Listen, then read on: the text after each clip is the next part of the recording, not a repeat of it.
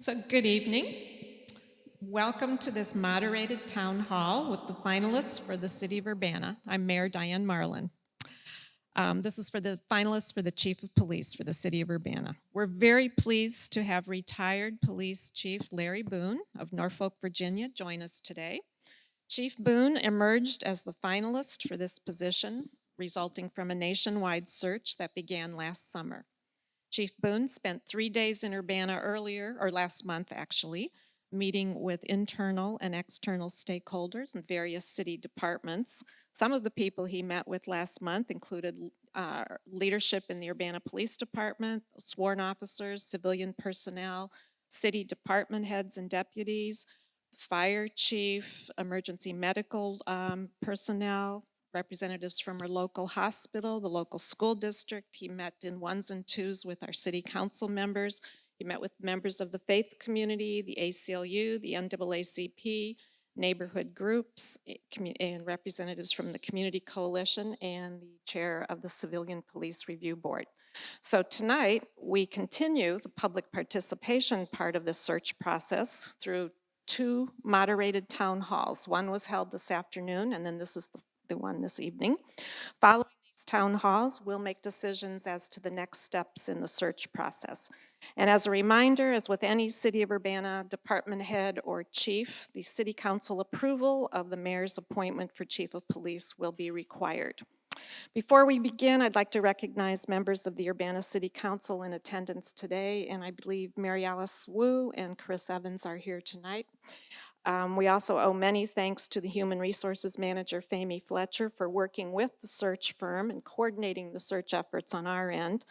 And I also want to thank all the city staff who are here assisting with logistics and recognize all the members of the Urbana Police Department who are with us tonight and came this afternoon. And I especially want to thank the interim police chief Rich Searles and interim deputy chief Matt Bain for their leadership of the department for the past year. We've made a lot of progress in that time. So I'd now like to introduce Tracy Parsons, who will moderate this evening's town hall. Mr. Parsons is a longtime Urbana resident. He currently serves as the Community Relations Manager for the City of Champaign, and he facilitates the Community Coalition. We're grateful for his assistance today. Again, thank you all for attending, and I'll turn this over to Tracy. Thank you, Mayor. Welcome, everyone. This is the second one of our sessions today, and look forward to moderating tonight's session. So you were asked, or the community was asked, to submit questions in advance. So I do have a copy of those questions. If something arises today that you want to get asked, please write it down. I think there's some cards up at the front desk if you don't have anything. And raise it, and staff will pick it up and then get it to me to get it asked. So let me thank Mayor and City Council for asking me to participate. It's indeed my pleasure. We've made tremendous progress in the last decade in our police community relations, issues, subjects. We've had, I like to talk about this time in spaces and periods. So we're in post-George Floyd era of our work and police accountability and partnership with police and police engagement and all of those kind of things. So we've made, as a community, I believe, tremendous progress. Have we gotten everything right? No. Have we gotten everything wrong? Absolutely not. And so our ability to keep addressing these really tough, challenging, complex issues speaks to our community. And so we're here today. I would think 10 years ago we wouldn't be sitting in this space. And the fact that we have opportunities for community to participate and be engaged is a testament, again, to the mayor and the council and the city staff. So I have, again, some prepared questions. I'll kind of go through those. And Yeah. So, Chief, thank you. Welcome to Urbana. We'll start off and just allow you to ask you to make a few opening comments. Well, good evening, everyone. I want to thank you all for being here. I know this is a very important decision for the city of Urbana, particularly in the era of post-George Floyd. Many cities throughout the nation are struggling finding that fit, that fit that, one, supports a rank and file, that fit that, two, supports the community as well as city government. You know, I had an opportunity to interview with a couple other cities just a little bit larger than Urbana. Some of you may know about that if you've done any research on me. And if you have done any research on me, I'm certainly no mystery. I'm kind of a personality that leads from the front. I have a tendency to speak with big teeth, so to speak. And as such, some larger agencies were a bit intimidated by that. They wanted me to be their police chief, but they were a bit intimidated by, one, I'm very transparent. Two, I demand diversity, but inclusion as well. Three, we're going to be in partnership with the community. And I'm going to hold officers accountable, but more importantly, I'm going to hold the community accountable as well. It goes both ways, folks. So with that, I was contacted by the search firm that was responsible for the search for the police chief here in Urbana. And he said, Larry, you know, this city's looking for everything that you've already done in Norfolk. Give them an opportunity. Subsequently, I met with FAME and the city manager, Carol Minton, and subsequently there, sometime later, Madam Mayor Marlin. And they all stressed to me those tenets that I mentioned previously, that's what they were looking for, which is why I'm here. And I know a lot of folks, big city guy, why is he here in Urbana? What you'll learn about me very quickly, I don't yield or succumb to pressure. I like conflict. You have tough questions, I want to hear them. You have a tough environment, invite me. We are going to be a better department than we are today. We will be that department in the 21st century that requires inclusion, diversity, respect tomorrow. And I'll yield there. All right. So we have a series of questions in the categories of community engagement, youth intervention, school partnerships, policing strategy, crime intervention, gun violence, civilian police review board, leadership and accountability, diversity, social services, restorative justice, anti-police, officer morale and wellness. And then we have a few questions that fall under the miscellaneous category. So first question, just to kind of get us going. Tell us about Larry, not the police chief. What does Larry like to do? How do you like to be involved in your off time, hobbies, those kind of things? That's a good question. I think it's important that you know a little bit about me in terms of how I interpret things the way I do and why I make decisions based on my experience. Somebody once said, I don't know who it was, but you are a part of everything you've met. So I grew up in public housing in New Jersey. Very challenging environment. As I said previously, you are a part of everything that you have met. So anything public housing has to offer, with the exception, I want to underscore, exception of breaking the law I've experienced. Never in a million years would I have thought I'd be sitting here speaking to you all about being your next police chief. This is a profession I never saw myself in, quite frankly. Subsequently, I had an issue with law enforcement and I was sent south to live with my grandparents. Living with my grandparents created a new environment for me, and an environment where I could thrive, had opportunity, didn't go to bed listening to the sound of gunshots and people screaming on an empty stomach and expected to perform the next day in school after you didn't walk through a puddle of blood. That was my experience before I moved. Now, thriving in the state of North Carolina because I didn't have those issues, I was fortunate enough to earn an athletic scholarship where I thrived. I thrived well enough to have an opportunity to try out for the NFL. Didn't work out for me. One particular game, I saw a African-American police officer. I'd never seen one before. 20, 21 years of age. I'm staring at this man because it was like seeing a flying unicorn. And I knew that's what I wanted to do. Subsequently, I joined the Norfolk Police Department, and I had a very thriving career. I managed to occupy every rank: corporal, sergeant, lieutenant captain, assistant chief, deputy chief, chief. The Norfolk Police Department is about 234 years old. I'm the only officer to ever occupied every rank. So I come with a vast amount of experience from a large city.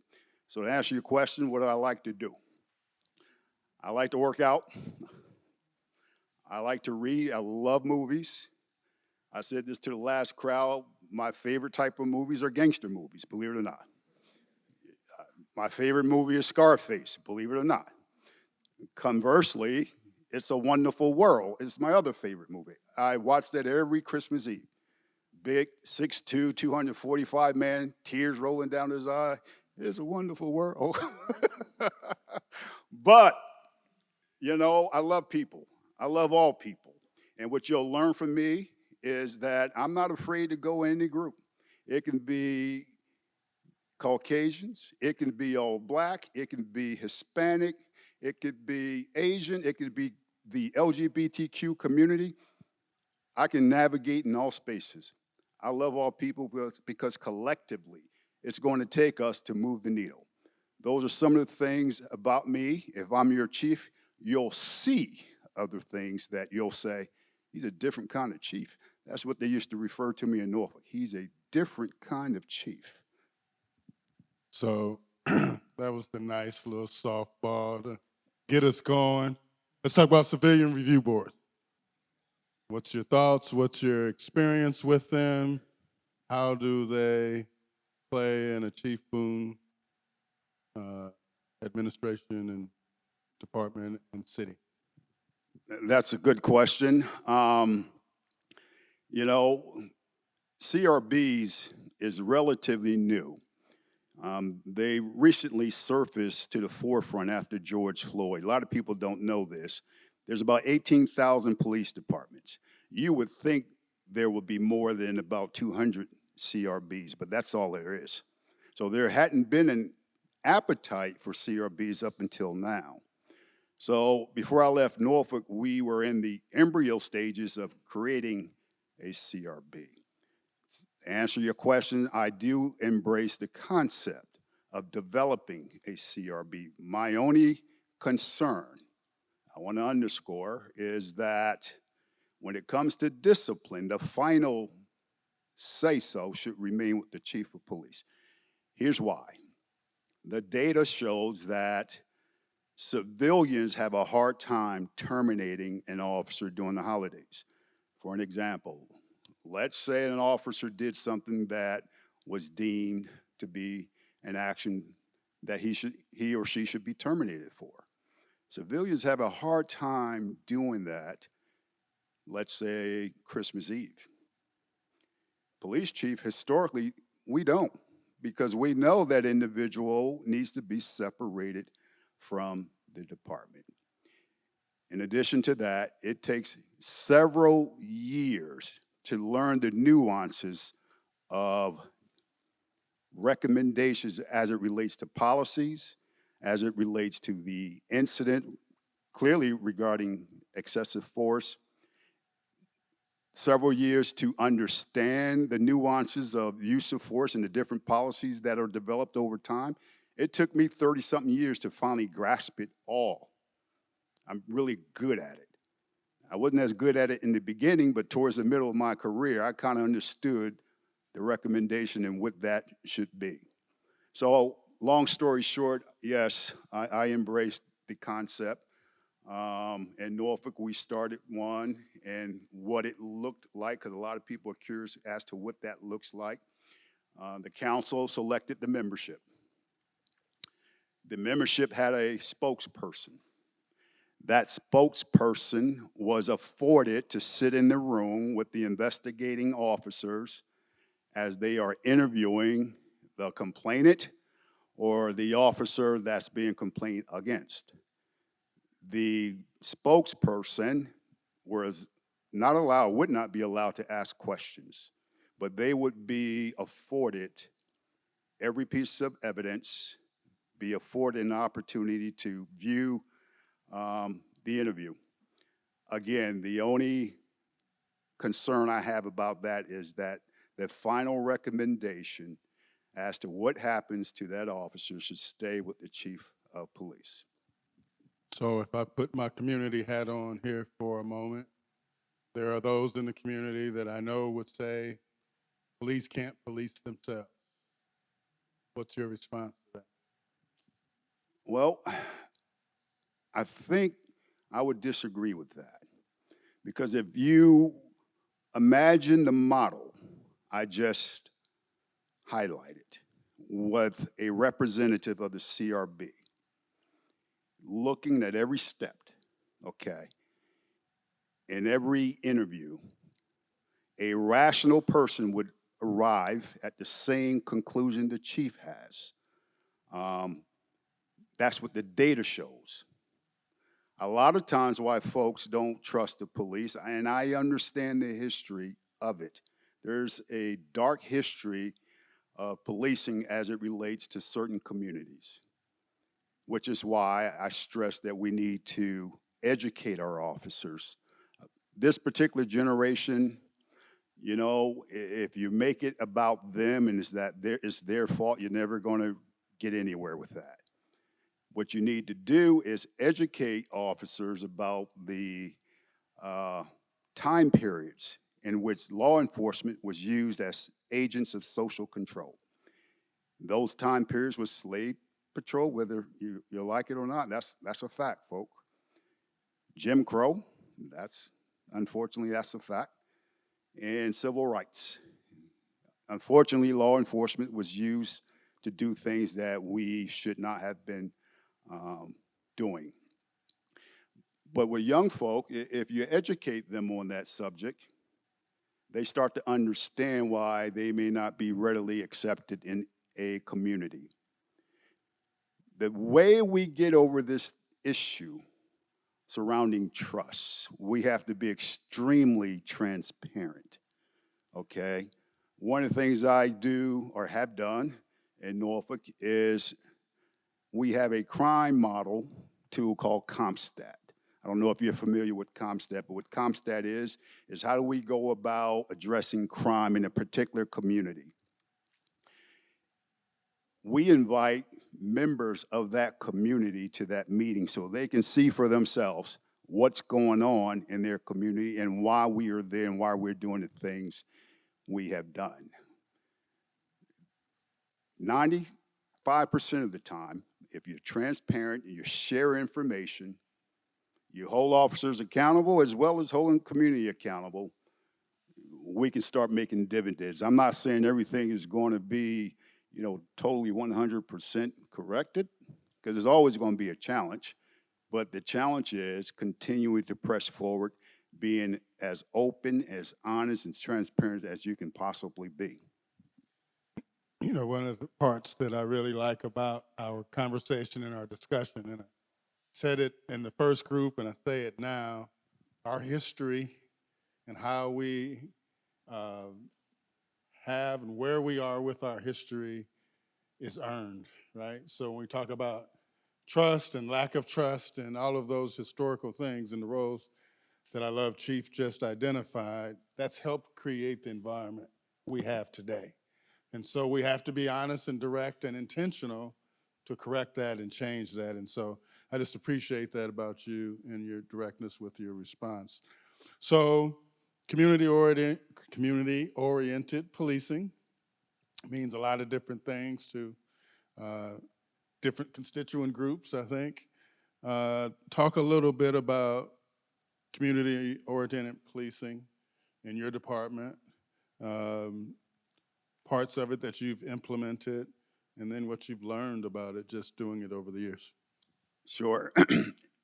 So when you talk about community policing, it's different and it looks different for every city. And that's going to be based on demographics, history, and needs. So in the city of Norfolk, we're about 250,000 folk.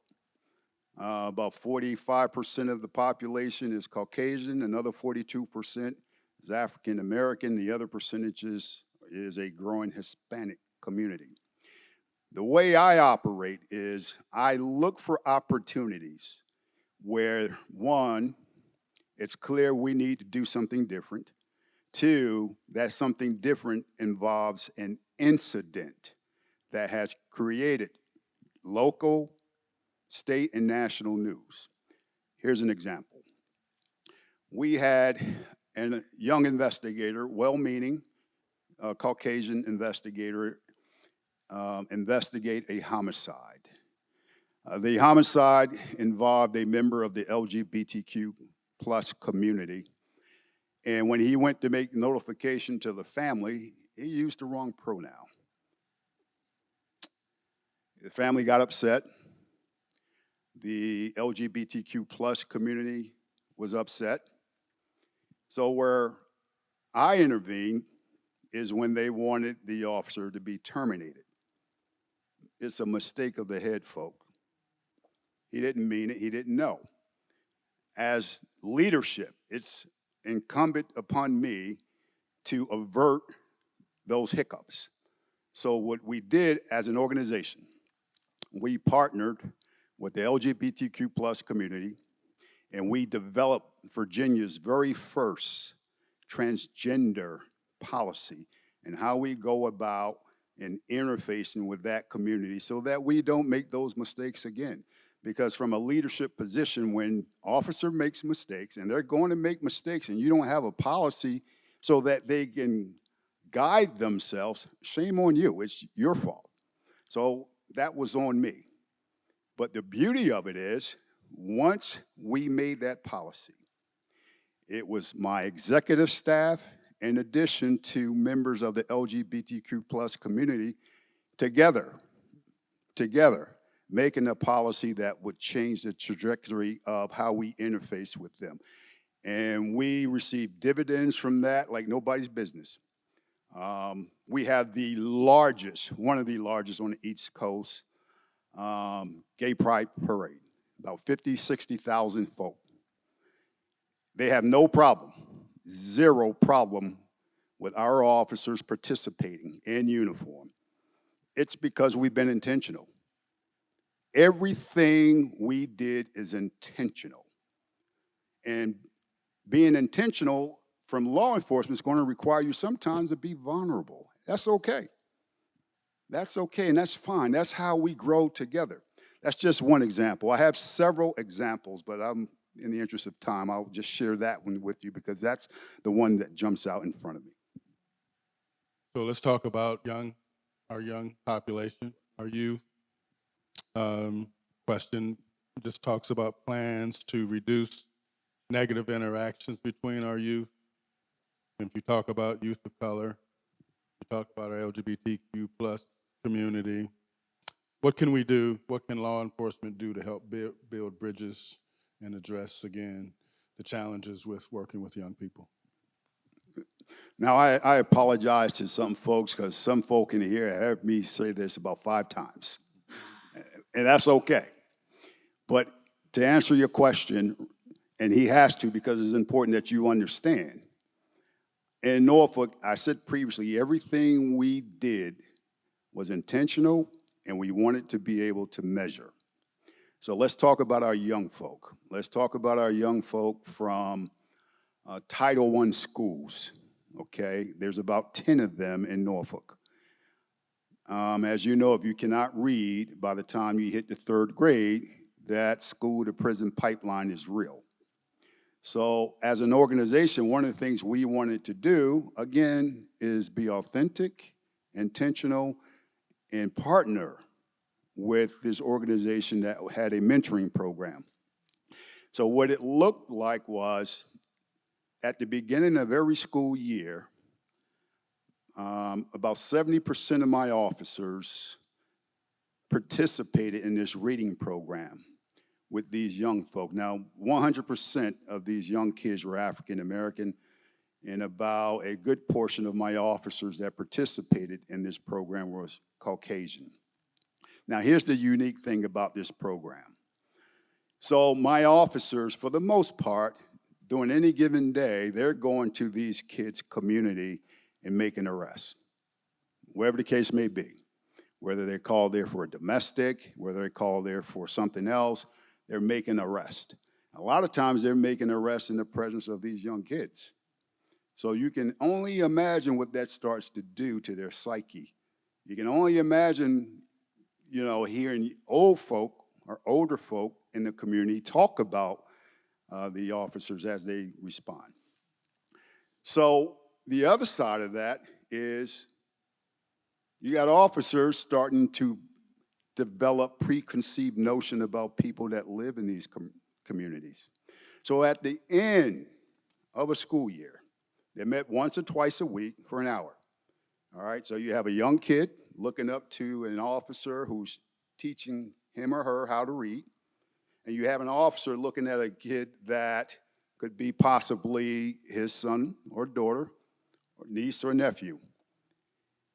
As they work together, they're breaking down these biases that are developed. And biases tend to be developed because of what? You're not connecting. You're not talking. You're not getting in that personable space. As a society, particularly as law enforcement, we're scared to do that sometimes. It's easy for us to be Joe Friday, but sometimes we got to be vulnerable.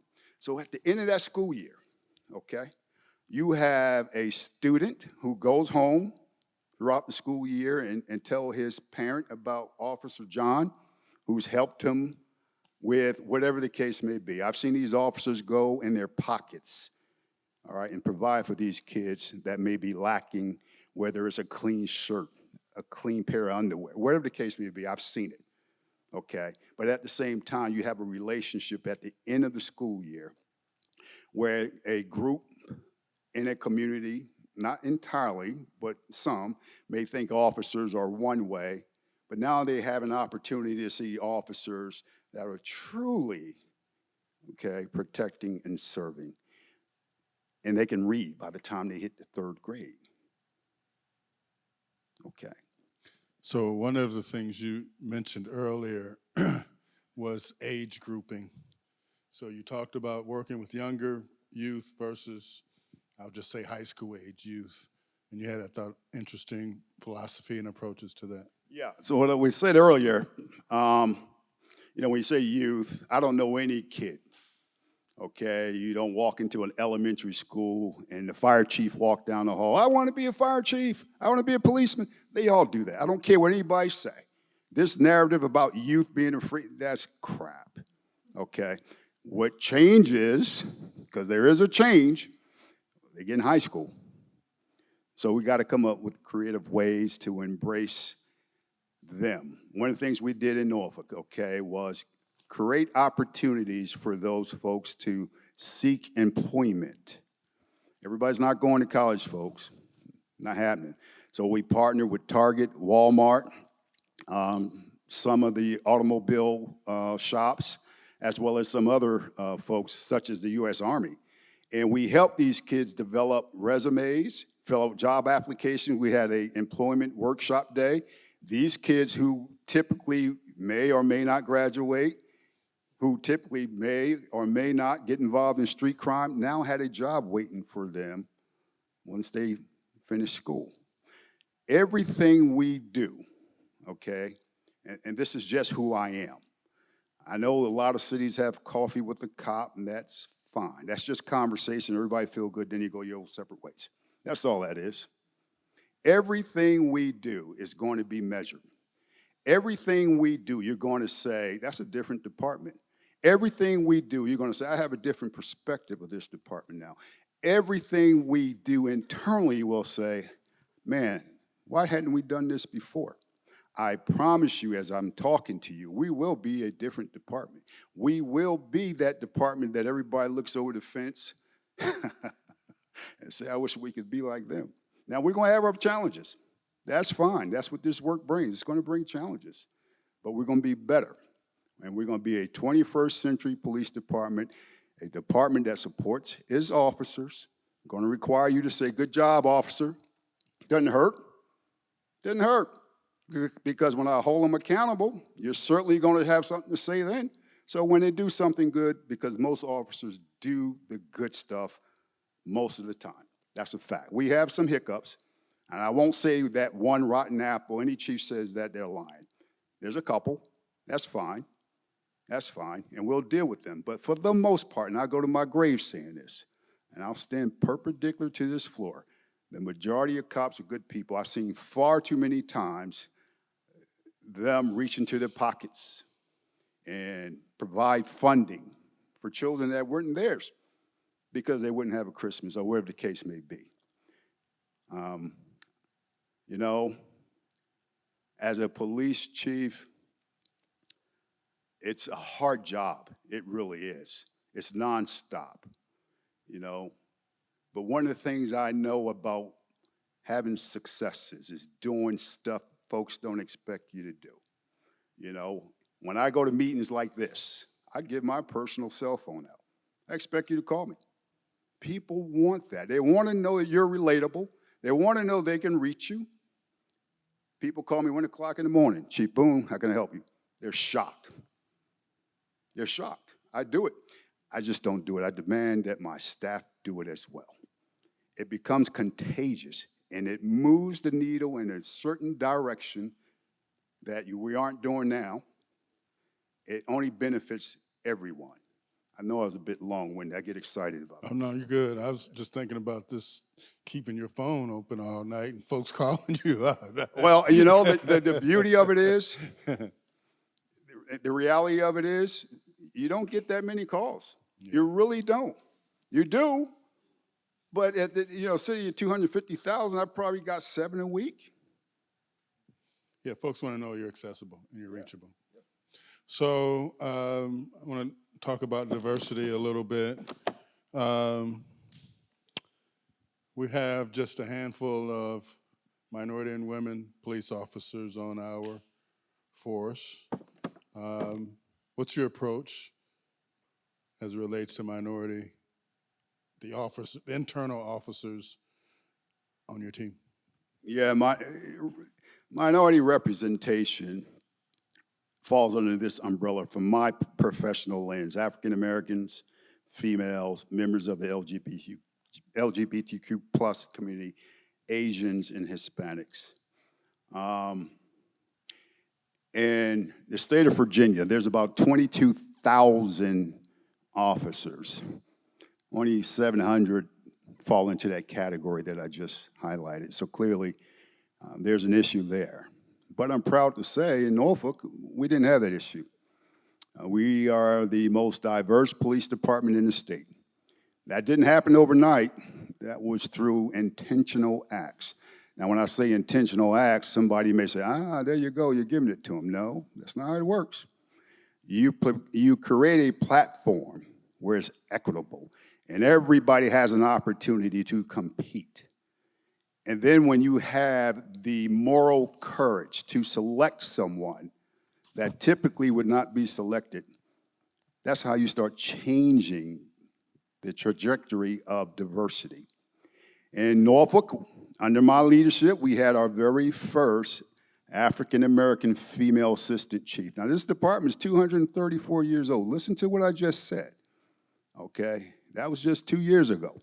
Our very first African-American female captain. Our very first, two of them, Caucasian members of the LGBTQ plus community. I knew I would butcher that sooner or later. But nonetheless, we seek diversity, not just diversity, inclusion. Here's an example, and I used this earlier. When I got to the rank of assistant chief, I'm in the room with the big boys now, okay? You know, bright, shiny badges, broad shoulders. I'm the only minority in there. And one of the complaints from the minority officers were, we don't get a chance to go to some of these trainings. And in my organization, every chief has to sign off on the document that supports who's going to this training. Well, when the document got to me, I looked at the list. There's about 40 people, give or take. All of them were white males. And I looked at the chief and I said, I can't sign this. And he said, what's the problem? And I told him obviously what the problem was. And instead of getting angry, they all collectively said, Larry, that's why you're here. That's why you're here, because we didn't see this, and we should have. And they told me they felt ashamed. But I know their hearts because I grew up on the department with them. Sometimes, though, having a good heart ain't enough. Sometimes, though, you have to have moral courage. So I can speak on and on about community engagement, diversity and inclusion, because I get excited about it, but I also get excited about this profession, particularly in the last 3 years, because it's been, oh my God, it's been under the gun of, you know, folks that have agendas, folks that don't readily embrace PD. And as a leader, if you don't push back on that, you're doing the women and men of your profession a disservice. You have to push back on that with the same vigor that you have when you're celebrating that we do something well. You're gonna know what this department does and does well, because we're gonna highlight it. There won't be any excuses that, wow, I didn't know. You're gonna know. And when they do something well, I expect you to say, good job, officer. Appreciate you taking those 2 or 3 guns off the street. There are so many tools out here to highlight the good work that we do. Folks don't have a problem finding the bad stuff that we do, so we're going to highlight the good stuff. I'm sorry, go ahead. You're all good. You're all good. They're getting a chance to see all of. He likes to talk, y'all. Right? It's all good. So, can you imagine a future where well-resourced social services decreases the need for police and urgent armed response? Yes, that's important. Thank you. And I'll share a story with what I shared with the first group. 1 o'clock in the morning, I'm up naturally, and I get a ping on my phone, and it's a photograph of about 12 to 14 squad cars lined up outside the hospital. So I'm thinking there's an officer-involved shooting or something of that ilk, but that wasn't the case. Every member had taken someone suffering from a mental psychosis in custody. Now, if you got 12 to 14 squad cars at the hospital, each of them at a minimum is going to be there 4 hours. Who's answering calls for service? When you consider most officer-involved shootings involve someone going through a mental psychosis, why would you want to continue to send badges and guns to that type of call? So the concept I embrace is a co-response with an officer and someone from the mental health clinician profession. I don't embrace the officer being in uniform because some cases folks going through a mental psychosis, when they see uniform, they react differently. So what it would look like, it would be someone in a polo shirt, khaki pants. They will still have their badge and gun, but they are in a support role, okay? They are a cover person. They don't become the point person unless something starts to turn violent.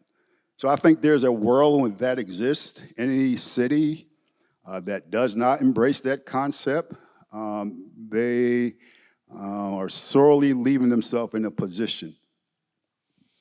Let me remind you that if you have a question, please write it down, and city staff will pick it up and then get it to me to get it asked. We just kind of touched on this a little bit, this notion of police militarization. How can Urbana be different? That's making some assumptions, right? And comes from the place of tools and tactics and approaches with policing. But this question is kind of from the military approach, militarization approach. So, good question. There's two sides to that equation. There's opportunity where that world exists and it's necessary, and there's opportunity where that world does not exist. I want you all to know that your department has not embraced 1033 surplus of military equipment. What that means is when there was a declaration on the war on drugs, the federal government made it affordable for police departments to outfit themselves with all kinds of tanks, machine guns, you name it, you could have it. So when I researched Urbana, all they asked for was for 20 rifles. Very reasonable, very reasonable. I've seen some cities had like 30 to 45 topics, okay, tanks, things of that nature. So your department isn't embracing that notion to start with. But when it comes to training, let me give you an example where that type of training is very beneficial. A few weeks ago in Memphis, active shooter, what you saw, folks, was military training. Now, who would have a problem with stopping a threat to what you saw on body-worn camera that particular day? That video will be a training tool for the nation to see. So I finish where I start. In some cases, it's necessary. In some cases, it isn't. So our community, like most across the country, has experienced an unprecedented level of gun violence. Really since 2015 is when we started seeing the increase. And then 20 and 21 were historic years of shooting incidents, homicides, and the whole like. What do you believe the police department's role is in crime prevention and addressing gun violence and being part of the solutions? I'm gonna give a different response than I gave the last time, although the last response was quite, it was fitting for the question, but I wanna be more micro in this sense. Cities across the nation had saw an increase in shooting because right after George Floyd, all cities, for the most part, wanted to do something meaningful to alleviate adverse impact on folk. And one of the things they did that I disagree with is they put a moratorium on pursuits and vehicle stops. Any city that did that, they saw an increase in shooting. We did it in Norfolk. And what happened was the bad guy said they won't chase you anymore. They only chase you for X, Y, and Z. So you saw stolen cars go up. In addition to stolen cars, you saw folks traveling with guns, stolen guns. In addition to that, you saw the number of drive-by shootings go up. Now, I understand what cities were trying to do. They were trying to lessen the impact on traffic stops that seem nefarious. That's fair. But there's a way to do that where you have law and order in place, as well as what you train these officers to do. I submit to you, any city that puts a moratorium on pursuits, any city that puts a moratorium on traffic stops, you're asking for crime to go up, because any city that did that, the data says it has. That's a fact. I know that may not be very palatable to some of you, but I told you earlier, I speak with big teeth, and that's where I stand on that. You can do both. You can enforce the law through the lens of procedural justice, and at the same time, you can keep people safe. What would you rather have, a traffic stop or a drive-by shooting? Pick your poison. So let me push you a little bit. Many of our shooting incidents are interpersonal conflict. We do have, and it's probably debatable, so this is Tracy's opinion, but we have cliques more than we have gangs. And majority of our shooting incidents are interpersonal conflict, which you and I get into a beef and we settle it with gunfire. How do we address that as a community from a law enforcement lens? Well, it's not just law enforcement. It's community, law enforcement, and government. You're not going to change hearts and minds overnight.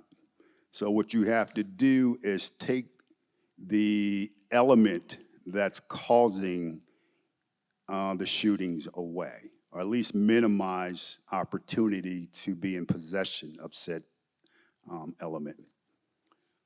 So when you talk about gangs, doesn't matter whether they have a title that falls under the Crips or Bloods, doesn't matter. You're right, these are informal gangs. They're no longer an OG that says you will, go out and do this for the benefit of the gang. These kids have no direction, but they have access to guns. One of the things I did in Norfolk, you heard me earlier say I came up through the ranks, and coming up through the ranks, I had an opportunity to see two different chiefs prior to me becoming chief. In our ComStat meeting, what I mentioned earlier, that meeting where you have a mechanism where you measure crime and you investigate crime, one of the things I knew from my assignment at the time I was in charge of gangs, one of the things I knew that every incident that was spoke about in those meetings was driven by a gang member. Once I realized that, I went to the chief and I said, Chief, I know this is kind of political, but if we focused on gangs as a department, and while we're focusing on gangs, we bring members in that could offer some intervention. We bring folks in that could offer some prevention in. I think we can greatly reduce crime. Chief number one said, that's too political, Larry, let's not talk about gangs. City council isn't ready for that. Salute smartly, went on. Next chief, same thing.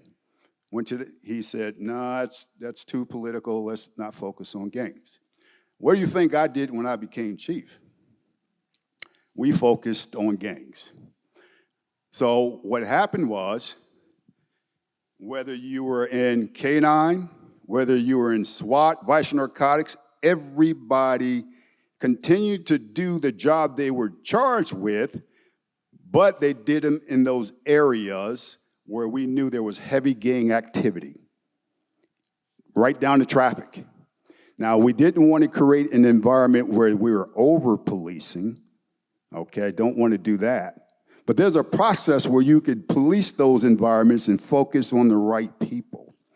So what happened over the course of my 5-year tenure, crime went down every year. In addition to that, we started looking at guns. We do a good job at focusing on the end user. We never really focus on, well, how are these kids getting these guns? So just bear with me. I gotta share this with you to kind of tie it up. So in addition to focusing on gangs, when I became chief, there was an article in our local paper says Norfolk faces its most deadliest year in a decade, and this is due to gangs, rap, and guns. And that caption was accompanied by a photograph of 3 young African-American males, and they each had a gun in their hand.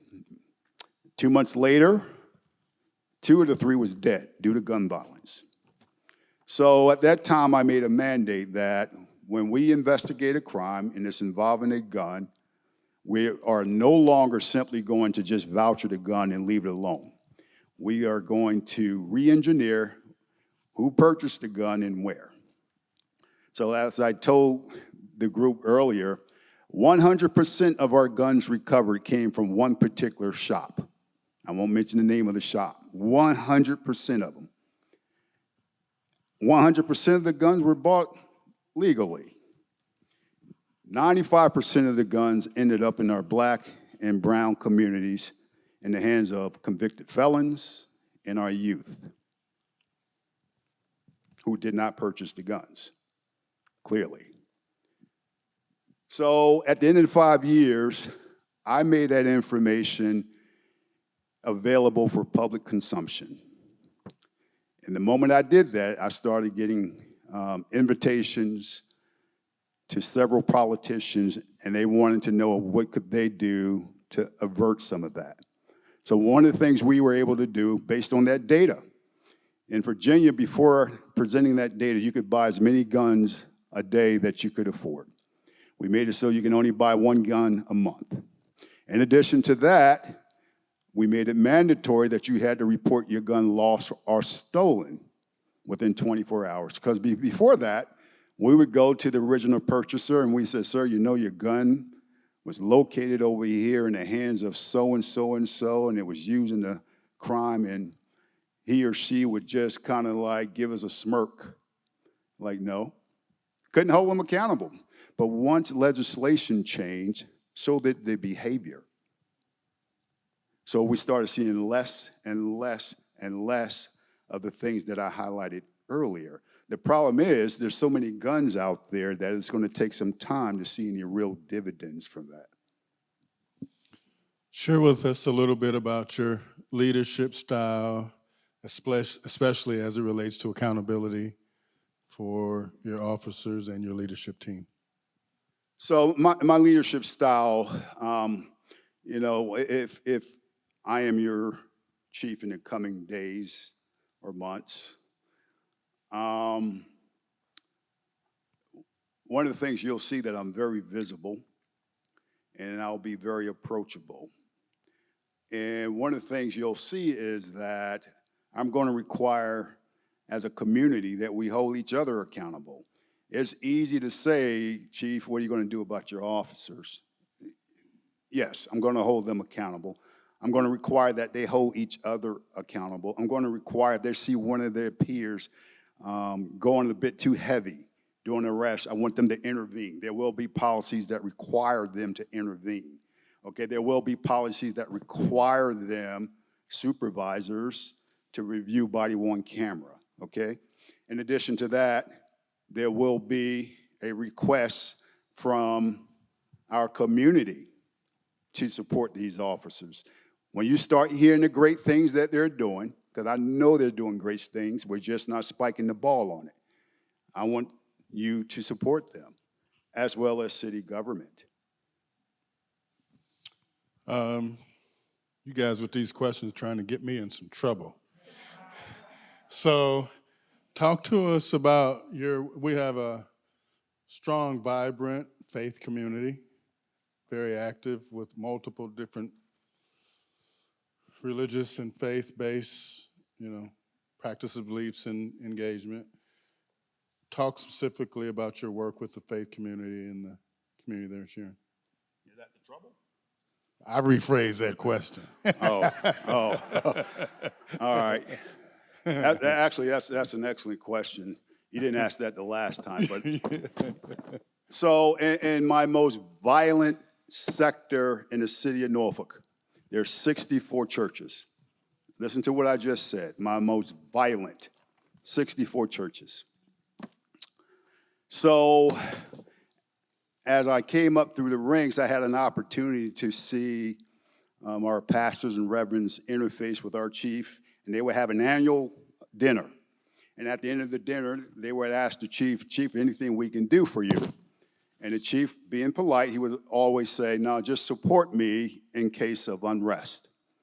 So I was waiting for me to become chief, and I was waiting for that question. I told you I'm very straightforward. So when they asked the question, I said, yes, as a matter of fact, there's something you can do. Let me show you some data. And I proceeded to show them the data from their geographical area where their churches are located, okay? And I told them, unfortunately, where your churches are located is one of the most violent sections of the city. And they said, well, Chief, how can we help? I know folk. They want to help, they just don't know how. I said, you know, I have this idea. It's called Clergy Patrol, where you make yourself available Fridays and Saturday nights from the hours of 9 p.m. to 12 a.m.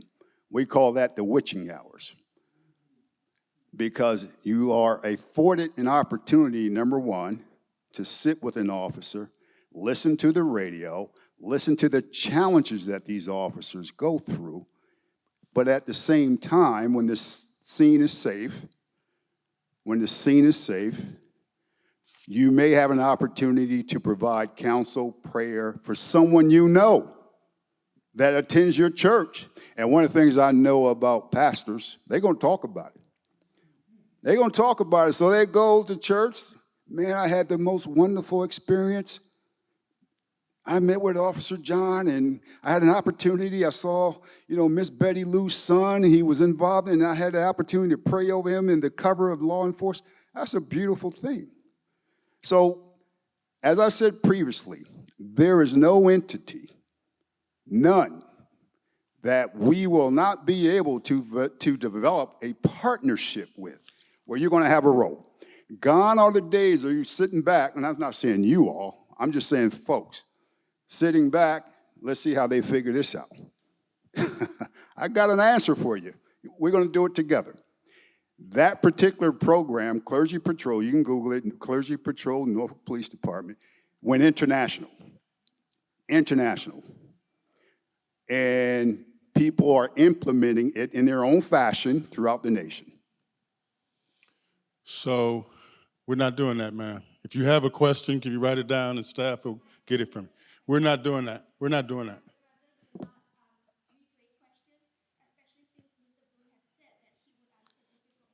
Yeah, we're not doing that, okay? Thank you. So,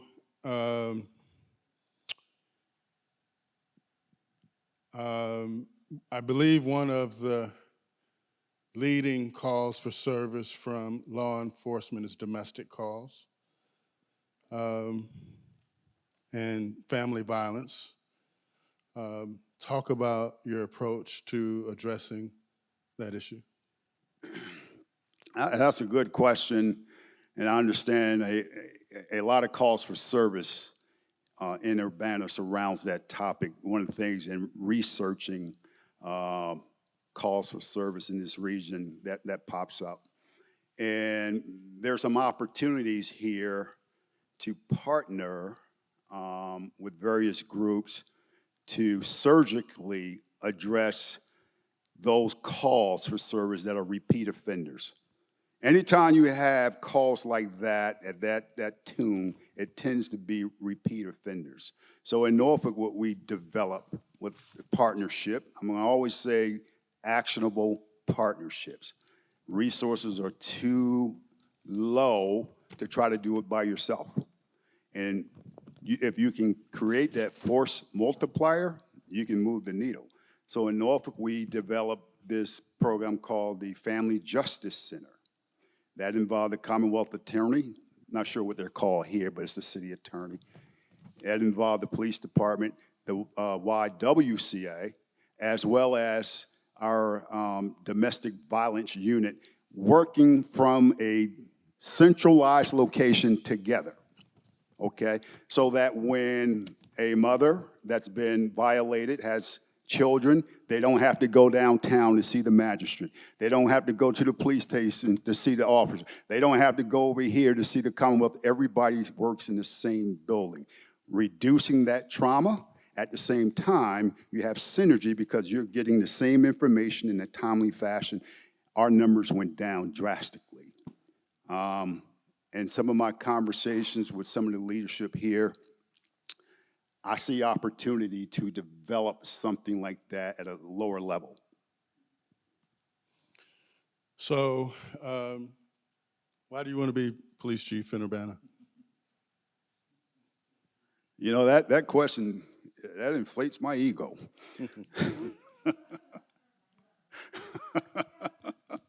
No, seriously though, here's the deal, folks. I applied to two major departments, St. Louis and Cincinnati. And right after George Floyd, all across the nation, cities were highlighting, advertising that they wanted a police chief that was transparent. I did that in Norfolk. They wanted a police chief that could build bridges between community and law enforcement. I did that in Norfolk. They wanted a police chief that could hold officers accountable. I did that in Norfolk. And they wanted a chief that could reduce crime. Same thing. I did that in Norfolk.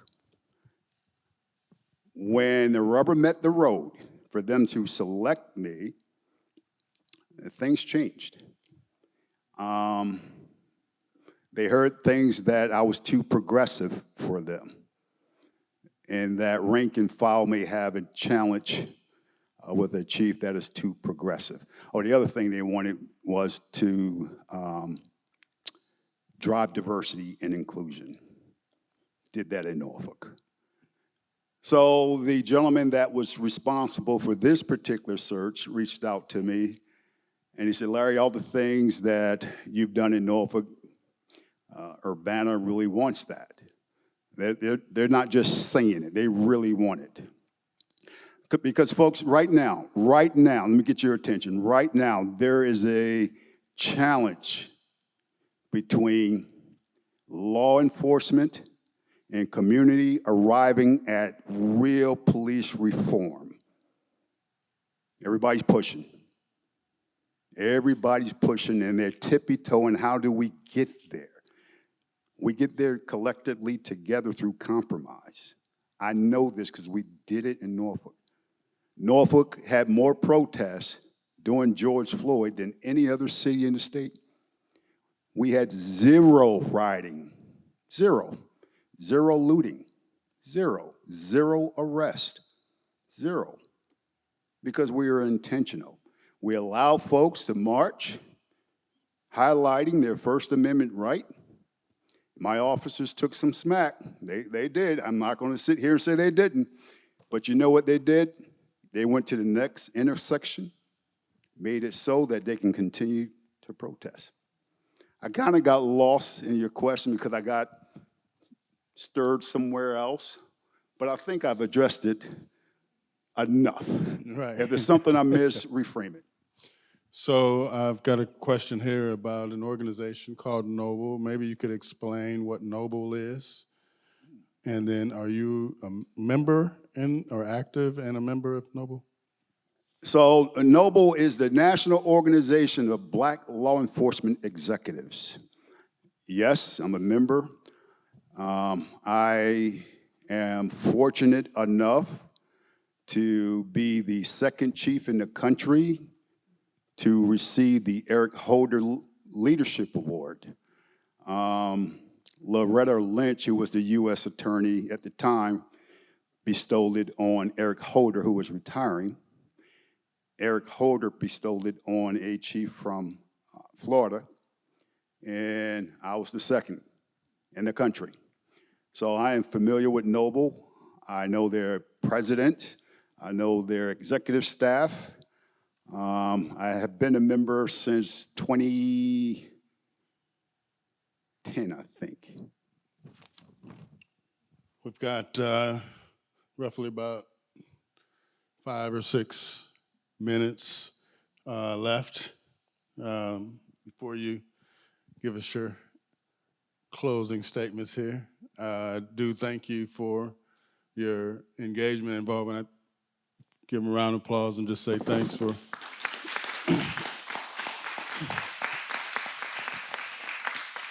So we talked in the first session quite a bit more about your work with the LGBTQ plus community.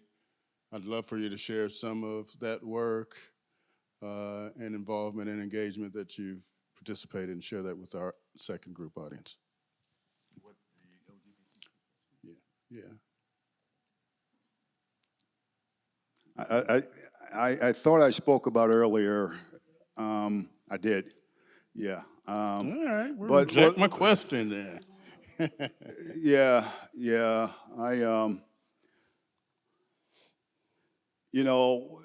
Not to get hanky here. My oldest son is a transsexual male. He's the bravest person I know.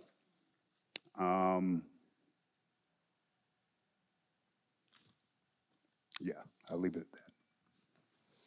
So another question that came up in the first group was just about the difference in size of community. So roughly, hearing that we're about 200,000 people less than Norfolk. How does that impact and address your approach to policing and leading a police department and community our size? Quite naturally, everything will be scaled back. But it's interesting, when I first flew out here, I had a conversation with Famey, and on the way back from the airport, she says, "Chief, you're gonna hear some unique things about Urbana." And I said calmly, and I said, "I don't think so." I said, I've been around. I don't care if it's a 30,000-man department or a 30-man department. I don't care if it's a 250,000 population city, 40,000. People are people. And what I confidently said to her, I won't hear anything I hadn't heard before. And I hadn't. So what would I do differently? Nothing. I was a softball. I don't know this to be factual, but the questioner says that there's a large Aryan population here. I don't know that to be. Asian. Oh, thank you. I am so sorry. That's why I said Aryan. I don't know this to be true. You've talked about diversity and inclusion, but Asian populations. So let me take the liberty to say this, and I just said it: 30 people or people. But let me highlight something that is more cogent. In Norfolk, we had a growing Hispanic population that did not trust the police, and crimes were being committed against them, and they were not reporting these crimes because they did not trust police. I told you before, for the 5th time, I'm very intentional, and I believe in actionable partnerships, and we're going to do this together.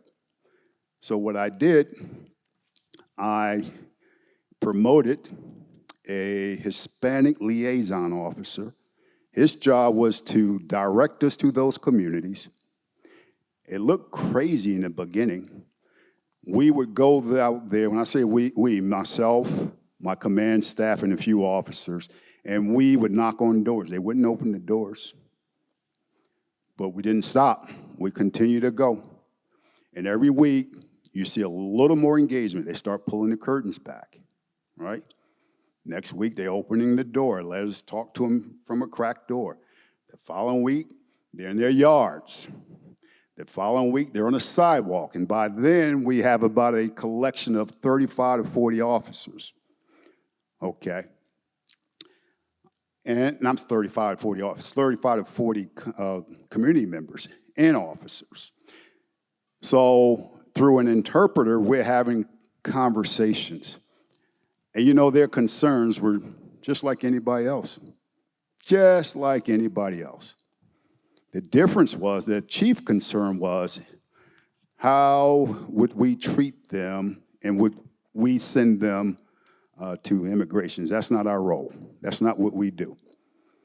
Okay, that's not our role. That's not what we do. Our role is to enforce the law. If you break the law, yes, we're going to treat you just like anybody else. So I highlight that only to say, do you know from those intentional acts, we developed the state's first Hispanic academy, where the academy was all community members from the Hispanic community. That particular program was highlighted by ACLU in DC. And again, it's one of those things that we were able to do because we were brave. If you highlight and research the Norfolk Police Department, last 5 years, you will see first a lot. Because I'm not afraid. I'm not afraid to do the right thing. You know, one of the things that gives me joy in being a leader, I know how to do this. I know how to galvanize people. I'm a listener. Believe it or not, I'm a listener. Okay? People say, what are you going to do your first 30? Nothing. I'm just going to make myself available, meet with all groups, listen some more, and listen some more. Go to churches, go to high school events, police officer events, write notes to folks that may have had an addition to their family.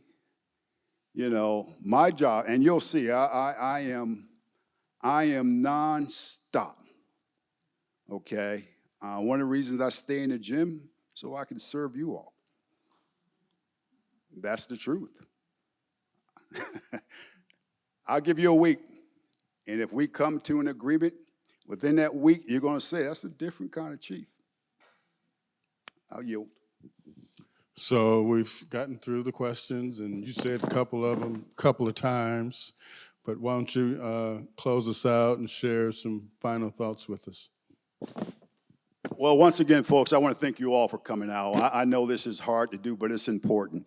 It's important that, you know, we get this right, you know. Mayor Marlin has put together a staff that has been in lockstep in ensuring that they get the right candidate. They must have an awful lot of confidence in me to make me the candidate. I'm flattered. But I say this with all confidence. My job is to improve morale. I'm certain I can do that. Can't do it by myself. I'm going to need the support of council. I'm going to need the support of the community. I'm going to go back to what I said previously. You're going to know the good things they are doing to keep you safe. And I'm going to challenge you to say good job. Because you're going to certainly challenge me when we get it wrong. And we don't get it wrong a lot, but we do sometimes. But I say in closing, I look forward to being your next tip of the spear as it relates to law enforcement. Urbana has certainly embraced me. And from the bottom of my heart, it's heartfelt because, again, I have had an opportunity to interview in some much larger cities. I didn't feel the love like I feel here. So, folks, I know you want to get home to your loved ones, and I'll close by saying thank you all for showing up. Chief Larry Boone. So we do have some surveys, if you don't mind, if you would stop and complete those. Bridges raising her hand, if you stop and complete the surveys, give us your thoughts and comments. And I want to thank the mayor and the council for having me, and thank you all for coming tonight. And Mayor, you're going to close us out? All right. Have a good evening.